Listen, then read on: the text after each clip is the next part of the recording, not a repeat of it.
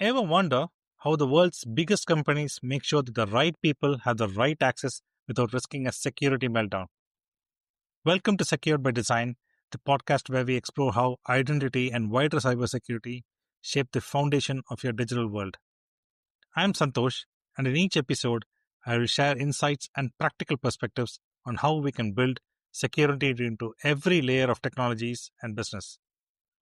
From identity governance and zero trust to the latest cloud and compliance. Let's dive into what it takes to design security that lasts. Today, we're pulling back the curtain on modern identity governance. As the digital world grows more complex, the stakes get higher. But here's the good news. While the challenges are multiplying, the solutions are getting smarter, more automated, more intelligent, and more powerful than ever. Stick with me, and by the end of this episode, you will see how the magic really happens. Let's dive in. Does this sound familiar? You start a new job, you're all fired up, ready to go, but you can't do a thing. Why? Because you're stuck in the awful IT waiting game, just trying to get the access you need. Your first few weeks are spent submitting access requests for missing permissions. Some are attended immediately, and many require constant chasing by both you and your manager. Well, that exact frustration is what modern identity governance and administration, or IGA, is built to eliminate. There's a plethora of IGA solutions in the market to choose, from Oracle, One Identity, Omada, Entra ID, Savient, and SailPoint, to name a few. I will keep this episode vendor neutral. At its core, IGA is about answering three fundamental questions. Who has access to what in your organization? Should they have that access? Can you prove it? IGA combines two distinct but related capabilities: identity governance and identity administration. Identity administration deals with the day-to-day operational stuff like creating user accounts, assigning right permissions, managing credentials, passwords, etc. Think of it as the plumbing of identity management, the nuts and bolts that make things work. On the other hand, identity governance is the oversight layer dealing with things like who should have what access. Are we following the principle of least privilege? Are there conflicts where one person has too much power, etc.? So, why is this such a huge deal for businesses? Well, it really comes down to the unbelievable scale of the challenge. We are not talking about a handful of people and a few apps. We are talking about a massive tangled web of connections that can turn into pure chaos if you don't manage it right. First up, you got the people. A typical medium to large corporation can have thousands of different identities to manage. We are talking employees, contractors, partners, etc. Add to that the non-human identities like service accounts, automated bots, etc. Every single one of them needs different access. Handling the non-human identities is a huge topic by itself, demanding a separate episode, which we will see in the future. Now take all those people. They need to connect to a sprawling jungle of applications. You got your modern cloud apps like Office 365, but you've also got critical applications like Active Directory, as well as old school legacy systems chucked away in your company's data center. And here's where it gets kind of wild. You multiply those thousands of users by those hundreds of applications, and what you get is absolutely staggering. You're talking millions of individual permissions or entitlements that someone, somewhere, has to manage, track, and keep secure. Entitlements are the specific permissions or privileges granted to a user account within an application. It defines exactly what you can do, like read access, write access, your delete permissions on a specific file, access to a particular functions in an app, you name it. So that brings us to the big question. How on earth does a company control all this chaos? To really get it, let's follow the journey of a brand new employee, James, who, say, joins as a manager in finance team. We're going to see how a modern IGA platform handles his entire life cycle from beginning to end. Okay, so it's James' first day on the job. This is what we call the joiner phase. And the goal here is simple. Let James hit the ground running and be productive from day one, but also do it securely. The secret sauce here is something called birthright provisioning. It's a fancy term for a really smart idea. Instead of waiting for someone to manually request access for James, the system looks at who James is, his job title, his department, etc., and automatically gives him the baseline access he needs to do his job. For example, since he is a manager in the finance team, he will be given access to financial applications used in the corporation like NetSuite, apart from being provided standard end-user access to applications like Active Directory, email, HR system, etc. And the best part? This whole thing happens automatically. The second HR creates James's profile, the IGA platform sees it, it pulls the necessary core details about him, like first name, last name, job title, department name, manager, etc., and creates a user profile for him within the IGA platform. A rule kicks in to assign him standard manager access, and boom, his accounts are created. What's the end outcome? No waiting, no frustrating IT tickets. James is logged in and ready to work before he's even finished his first cup of coffee. Say James is now allocated to a new project which requires him to access new additional systems. He can now access the IGA's end-user portal, find the required entitlements, and request access to them. Mature IGA setup, the set of entitlements he would require would already be prepackaged as a role in IGA. In that case, he submits a request for him to be added to that role. Here's how the access request process typically unfolds in a modern IGA system.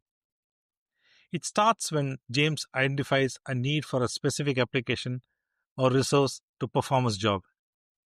He navigates to the company's self-service user portal, a centralized, intuitive dashboard, and formally submits his access request. This action triggers an automated approval workflow. Instantly, a notification is routed to his direct manager. The manager receives this request, often directly within an email or a dedicated approval inbox, with clear context for the decision. If the request aligns with James's role and responsibilities, the manager can click on approve directly from that notification, often without needing to log into another system. Now, depending on the sensitivity of the requested access, for instance, if it involves financial systems, privilege permissions, etc., the request may then be escalated for an additional approval. This could go to an application owner or a data custodian, etc. This multi-tiered approval ensures robust governance and risk management. If all required approvers grant their consent, the IGA platform automatically moves to the fulfillment phase. It seamlessly integrates with the target application like ServiceNow, Salesforce, or Active Directory and provisions the access for James, all without any manual intervention from the IT team. Conversely, if any single approver in the chain rejects the request, the workflow is halted immediately. James is notified of the decision and the access is not granted. Critically, every step of this process, the initial request, all approvals or rejections, timestamps, and the final outcome is logged in detail within the IGA system. This creates a pristine, indisputable audit trail for compliance demonstrations and internal security reviews.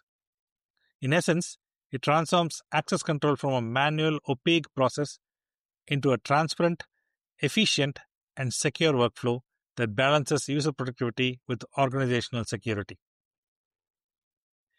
We all know people don't stay in the same role forever. So let's fast forward a bit. James has been crushing it, and he's just been promoted to as a director in finance. This is the mover phase, and it brings a whole new set of challenges. As a new director, James needs access to new things, maybe some sensitive financial reports. But what about all his old access? This is a critical moment. If you don't manage this correctly, people just keep collecting more and more permissions over time. This leads to what is called access creep, which creates a huge security risk. This is where something called an access certification campaign comes in. Just think of it like a scheduled periodic checkup for permissions. Managers have to formally review their team's access and say, in this case, James still needs this, or no, he doesn't need that anymore. So during this campaign, James's manager gets a task from the system. They look at all of his access, the old stuff and the new requests for his director role. They can approve the new things he needs, and just as important, they can revoke the permissions he no longer requires. This is how you enforce a super important security rule, the principle of least privilege. While campaigns like user manager campaigns are generally done annually, application owner campaigns might be done more frequently, say once a quarter for critical or sensitive applications. In this, the application owner reviews the access rights of users and certify for their application. This is also a requirement for meeting regulations like SOX, GDPR, HIPAA, and PCI DSS, to name a few. In short, access certification is not just an IT task. It is a critical business control that protects companies' assets, ensures regulatory compliance, and reduces risk. It's the ongoing maintenance required to keep your digital doors securely locked. Before the advent of IGA, this used to be done manually checking spreadsheet, which was, as you know, time-consuming, error-prone, and expensive for IT and businesses. This is a core function of any IGA platform, which automates the process of sending out these reviews, collecting responses, and fixing any problems found. Now, James's new role is great, but it's also created a new, more subtle kind of risk. This goes beyond just having too much access. Now we are talking about having the wrong combination of access, which can be even more dangerous. This is managed by a principle called segregation of duties, or SOD. The idea is simple. You want to prevent any single person from controlling a critical process from start to finish. A classic example, the person who can create a new vendor in the payment system should absolutely not be the same person who can approve payments to them. You see the problem there, right? That's a classic recipe for fraud. IGA platforms enforce this in two main ways. First, you have preventive controls. Think of this like a guard at the gate. It stops a user from even getting a risky combination of access in the first place. Then you have detective controls. These are more like security cameras, constantly scanning to find people who already have a toxic combination.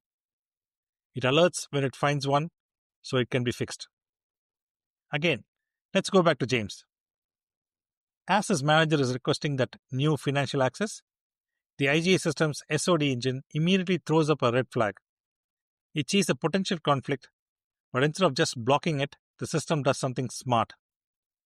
It automatically routes the request to someone else, maybe the compliance department, for an extra layer of approval. It's not a hard no. It's more of, let's get a second pair of eyes on this just to make sure the risk is managed. If that is approved, James gets provided that role, and there is clear traceability as to who approved it, why, and when for the auditors to see. As we know, all good things must come to an end. James decides to take a fantastic new opportunity at another company. This final stage, the lever phase, is, and I'm not exaggerating it, probably the most critical part of the entire identity lifecycle from a security standpoint. You have to get this right. And just like his first day, his last day is fully automated. The moment HR officially enters the termination date into the system of record, the IGA platform is instantly notified. On his last day, this triggers an automated workflow within the IGA system. James's core accounts are disabled immediately, ensuring prompt protection of company assets. Following this, the system initiates a thorough and meticulous cleanup process. It systematically reviews and revokes his access across every connected application, shared directory, and collaborative platform. This ensures that all access rights are comprehensively managed, leaving no room for oversight and maintaining strict security and compliance standards. This is a seamless, silent, and secure digital firewall. And this is so important. This isn't just about good IT housekeeping. A terrifying number of data breaches are caused by ex employees who still have access to systems long after they've gone. Automating deprovisioning on their last day is one of the most powerful security controls a company can have. This is also critical from a business perspective since this can prevent stale licenses costing the company. So, we have followed James through his entire journey from a joiner to a mover to a leaver, and what we have seen is a modern IGA platform does way more than just handout access. It provides a powerful framework for real intelligent governance. Many modern IGA vendors are expanding their vision beyond traditional identity governance. They're now offering what's known as a converged platform. Think of it as a unified command center.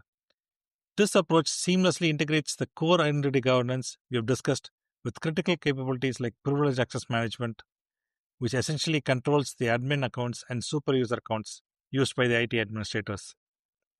The compelling advantage of a converged platform is the holistic visibility it provides. Instead of juggling multiple consoles, you gain a single unified view. This gives you a complete 360-degree picture of every user's access, from their standard entitlements to their most powerful privileges, all in one place. We shall see this in detail on a separate episode in the future. So, when you boil it all down, what's the real value? Well, it's a huge win all around. You can massively increase security, you get much better compliance with a perfect audit trail, you get a huge boost in efficiency by automating all those manual tasks. And of course, you make people like James way more productive from the moment they walk in the door. Thanks for listening to Secured by Design. If today's episode gave you something to think about, subscribe and follow on your favorite streaming platform for more discussions on identity and cybersecurity. Please feel free to share it with your team. You can also connect with me on LinkedIn for updates and new episode releases. Until next time, stay secure, stay resilient, and stay secured by design.